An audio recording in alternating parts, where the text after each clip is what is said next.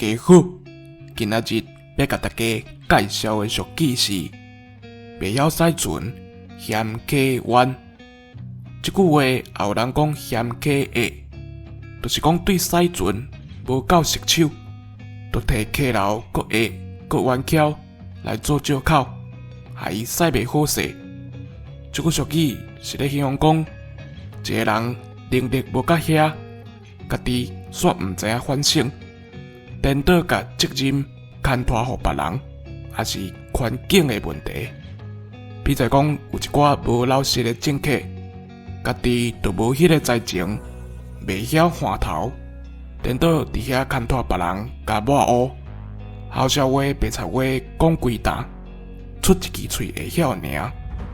像即款人若要搁选举，千万就毋通转互伊下。以上，感谢收听。